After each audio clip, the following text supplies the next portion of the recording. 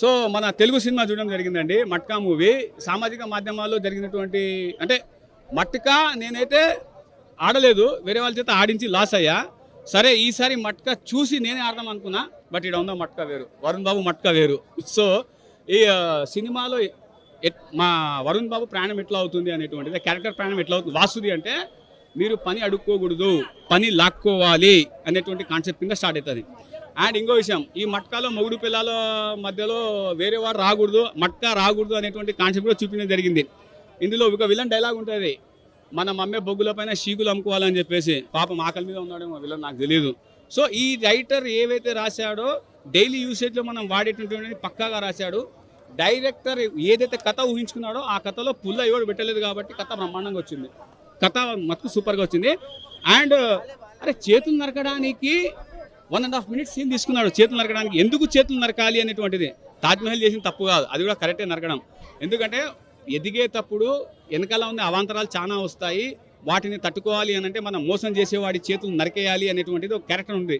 ఆ క్యారెక్టరు ఆ వరుణ్ బాబు యొక్క ఎక్స్ప్రెషన్స్కి ఈయన ఎక్స్ప్రెషన్స్కి మ్యాచ్ అయ్యాయి కాబట్టి before the interval scene was good. అదొకటి ఇంటర్వల్ సీన్ చెప్పుకోదగ్గ సీన్, చేతులు ఎందుకు నరకాలి అనేటువంటిది.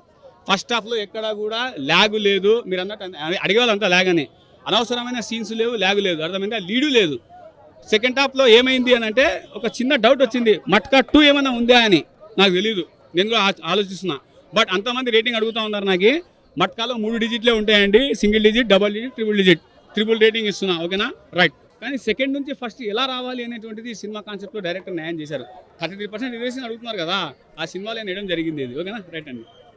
అన్న ఏం చెప్తామన్నా మట్కా కోసం ఎంత అని చెప్తామన్నా. అయ్యో ముందన సినిమా మాత్రం వరుణ్ అన్న మాత్రం మళ్ళీ మన కొత్తగా చూపించిండు. ఆ గుంగురు ఎంటికలు, మళ్ళీ తర్వాత సాఫ్ట్ ఎంటికలు, అంటే 3 గెటప్ లేచిండు మన వరుణ్ తేజ్ గారు. ఒక మెగా ఫ్యాన్స్కి మాత్రం పెద్ద పండుగ అని చెప్పొచ్చు. ఈ సినిమా చూస్తుంటే మాత్రం ఫ్యాన్స్ మాత్రం పెద్ద పండుగ ఇది. ఎందుకంటే ఇప్పటిదాకా మనం చూడలేము ఇలాంటి యాక్షన్స్ అనేవి. తుమ్ము లేపేసిండు. ఒక గద్దలు కూడా కానీ సినిమా తర్వాత అంటే మళ్ళీ ఈ సినిమాలో నాకు విశ్వరూపం చూపించేసిన నటనలా అంతా బాగుంది సినిమా. ఎక్కడ కూడా బోరింగ్ లేకుండా మాత్రం ఇచ్చి పడేసిన.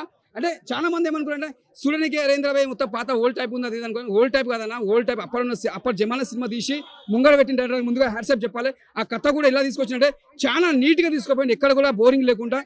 అర్థం చేసుకోవాలి సినిమా అసలు ఎందుకు ఉంది సినిమాని అర్థమైతే సినిమా అంతా బాగుంది. ఇది ఒక బ్లాక్ బస్టర్ అని చెప్పొచ్చు. వరుణ్ తేజ్ కెరియర్లో పెద్ద బెస్ట్ మూవీ గత సినిమా తర్వాత అంటే మళ్ళీ మట్కా సినిమా అంతా బాగుంది. అందరూ చూస్తారు, చిన్నోళ్ళు పెద్దోళ్ళు అందరూ ఎంజాయ్ చేస్తారు. వరుణ్ తేజ్ ఫ్యాన్స్ అందరూ మాత్రం ఇట్లా కాలాలు ఎగరేసుకుంటున్నా. అంతా బాగుంది సినిమా మాత్రం. బ్లాక్ బస్టర్ మెసేజ్ అంటే పబ్లిక్ లా ఒక హెల్పింగ్ చూస్తుంటారు అన్నమాట. వరుణ్ తేజ్కి ఏదైనా ఆపదున కాపాడము, ఎవరికి పేదోళ్ళ దగ్గర అంటే పేదరికం నుంచి వచ్చి ఒక ఉన్నరికంకి వస్తాడైనా ఆ పేదరికం విలువేందో తెలుసు కాబట్టి ఇదే మట్కా సినిమా. దాంట్లో అక్కడి సినిమా ఉందన్నమాట ఇది. సినిమా ఒకటే చెప్తున్నా, వరుణ్ తేజ్ యాక్టింగ్ హైలైట్. ఆయన విలన్ యాక్టింగ్ లెక్క చేసిండు, హీరోయిజం లెక్క చేసిండు, ఒక అమాయకుడు యాక్టింగ్ చేసిండు. 3 పాత్రల విలన్ యాక్టింగ్, ఒక హీరోయిజం, ఒక అమాయకుడు, మొత్తం 3 పాత్రలు ఆయన ఇలా చూపించాను. డైరెక్టర్ అలా చూపించిండు. సినిమా మాత్రం హైలైట్ ఉంటుంది. ఒక సీన్ ఉంటుంది ఆయన చేతులు నరికేస్తాడు విలన్వి, ఆ సీన్ మాత్రం హైలైట్ అన్నది మాత్రం సూపర్ చూపించిండు. ఖతర్నాక్ చేసిన యాక్టింగ్ మాత్రం దుమ్ము లేపేసిండు, సూపర్ బాగానే ఉందన్న మట్కా. వరుణ్ తేజ్కి మంచి కంబ్యాక్. ఇది ఒక స్మగ్లింగ్ అంటే ఇల్లీగల్ బిజినెస్ మూవీ అన్న. మన పుష్పాలో అల్లు అర్జున్ ఇల్లీగల్ బిజినెస్ చేస్తాడు, కేజీఎఫ్లో గోల్డ్. ఇందులో వచ్చేసి ఏంటంటే మనకి బెట్టింగ్ అనేది మట్కా బిజినెస్ అనేది ఉంటుంది. సో ఆ స్కేల్ ఆఫ్ మూవీ అయితే బాగుంటుంది మనకి. సో చూపించిన విధానం కానీ, ఎస్టాబ్లిష్ చేసిన విధానం కానీ, ఎవరితో క్యారెక్టరేషన్ కానీ బాగా వర్కౌట్ అయ్యాయి. బట్ మీనాక్షి చౌదరి కొంచెం సేపే ఉంటుంది, ఇంపార్టెంట్ ఉంటుంది. బట్ సెకండ్ హాఫ్లో మనకి లక్కీ భాస్కర్లో క్యారెక్టర్ లాగానే అనిపిస్తుంది. నవీన్ చంద్ర క్యారెక్టర్ కొంచెం సేపు ఉన్న ఇంపార్టెంట్ క్యారెక్టరే ఉంటుంది. అండ్ బ్యాక్గ్రౌండ్ మ్యూజిక్ బాగున్నా సాంగ్స్ అనేవి మనకి డిసప్పాయింట్ అవుతాం. సాంగ్స్ మూవీ డిస్టర్బ్ చేస్తే యాజ్ వెల్ as బాగోకూడదు. అపార్ట్ ఫ్రమ్ సాంగ్స్ ఎవ్రీథింగ్ చాలా బాగుంటుంది. వరుణ్ తేజ్కి ఈసారి బెస్ట్ మూవీ అవుతుందన్న. గత 4-3 సినిమాలతో పోల్చుకుంటే వరుణ్ తేజ్ మార్కెట్ తగ్గిపోయి మామూలుగా కానీ విద్యార్ అర్జున కానీ ఆపరేషన్ అంటే కానీ ఈ సినిమాతో పుంజుకునే అవకాశం ఉంది. నేను 3 ఇస్తాను 5కి. అంటే మట్కా చూసానా, నిజంగా చాలా బాగుందన్న. వరుణ్ తేజ్ యొక్క మంచి కంబ్యాక్ మూవ్ అని చెప్పుకోవచ్చు. తను ఈ సినిమాలో చాలా ప్లస్ అయ్యాడు. అంటే తనకు గెటప్ సినిమాకి చాలా ప్లస్ అయింది అన్న. 3 గెటప్స్ అని, ఒక కూలీగా చేశాడు, ఒక లీడర్గా చేశాడు, ఒక గ్యాంగ్ స్టార్ చేశాడు. నిజంగా ఇప్పుడు తను ఏ సినిమాలు అన్నిటికన్నా ఈ సినిమాకు చాలా డిఫరెంట్ జోన్ తీసుకెళ్తుంది. ఈ సినిమాకి మట్కా అనడం కన్నా కూడా నిజంగా చెప్తానన్నా ఒక గద్దలకొండ గణేష్ పార్ట్ 2 అని చెప్పుకోవచ్చు. అంత వైలెన్స్ ఉన్నాడు సినిమాలో. నిజంగా మంచి కంటెంట్ ఉంది, మంచి పాయింట్ చూపించారు. మన మీనాక్షి చౌదరితో కొన్ని లవ్ సీన్స్ ఉంటాయి భయ, సినిమాకి చాలా ప్లస్ అయింది. అంటే ఆ లవ్ స్టోరీ నాకు మెయిన్ బాధ అనిపించింది అంటే మీనాక్షి చౌదరిని చంపేస్తారు భయ లాస్ట్లో.